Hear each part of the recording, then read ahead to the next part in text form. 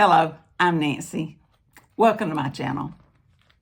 I had just returned from a reentry program where I volunteer that are helping women to get out of prison and back into society.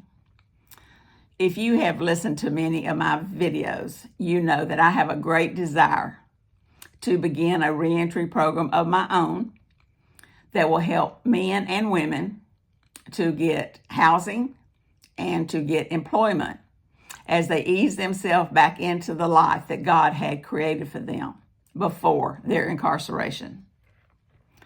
A key component, I believe,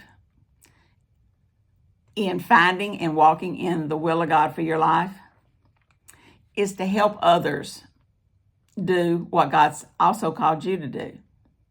It's a great benefit to those who are already up and operating, but it's also a great learning experience for yourself. You can see how things will work, and you can determine, is that what I want for my place, or do I have a different idea? Because everything that's in place in a reentry program is there for a reason. I tell my inmates inside the prison, if there's a rule, there's a reason. So reasons can be behind the practices that go on in reentry programs. And I'm just eager to begin to do that. But I have to be patient. I have to keep myself in a waiting mode for God to provide what's needed so that I'm chasing people and I'm not chasing funding and resources. But a key component to getting what you want in your life and your desires met is to help others to reach their goals. So that's what I'm doing as I go about my business. Today I want to talk with you about hope. Proverbs 13:2 tells us that hope deferred makes the heart sick, but a longing fulfilled is a tree of life. And I believe most of us can agree with that. Joy and satisfaction come when we keep our hope alive. We need to learn to not let time defeat us. Time is a space of eternity. We are the ones who put numbers to it. God does not have numbers on his. He has set times. He has set things in place, but we're the ones that hold so much to the time that we can sometimes turn loose of our hopes, dreams, our passions, because time is passing. Don't let that happen to you. And don't allow negative comments to direct your life. People don't know you. They don't know your heart. They don't know your talents, what is within you that God has put there, that he wants to grow and develop in the earth. So don't allow negative comments to touch you. I heard a minister say once that not only does he not read negative comments about himself, he does not read the positive ones either, because he doesn't want his life to depend on the opinions of other people. I think that's a good thing to live by. We are not to let age or illness limit us or keep us from our dreams, our goals, and our desires. We have a big God. We serve a big God.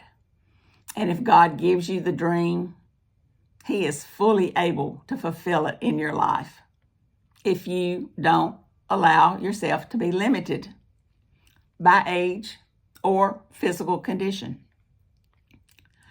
Don't allow other people to destroy the things that are in your heart.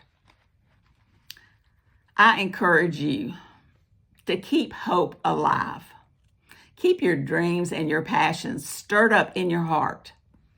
Don't let others affect them. It's like dropping poison into a stew that you're cooking. Just a little bit will change the whole outcome. So guard yourself. Keep your heart safe. It is out of our heart, out of our spirit that we live and we die. So keep that guarded. God will honor your hope. The Bible tells us He will. So allow Him to do that in you. Keep things stirred up. Keep those dreams alive. You may have to be careful who you talk to about your dreams. You may be careful about where you put your eyes. And you may have to, on purpose, make sure you continue to trust God and depend on God for those dreams, those hopes, those passions, and not be dependent upon yourself. Because if we look at ourselves, we can see how limited we are. But our God is big and He is unlimited. Thank you for watching today. If you're enjoying my videos, please do me a favor. Like and subscribe. And check out my other playlists when you have a chance. I have 3. One is called Meditation. It helps us to get spiritual principles out of our mind and down into our hearts where we live. The second is Legacy Living.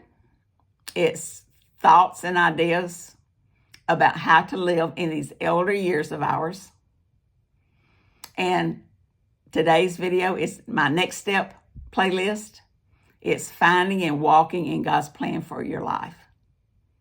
Check those out when you have a chance. I think there's some good things on there that you would enjoy and would be a benefit to you.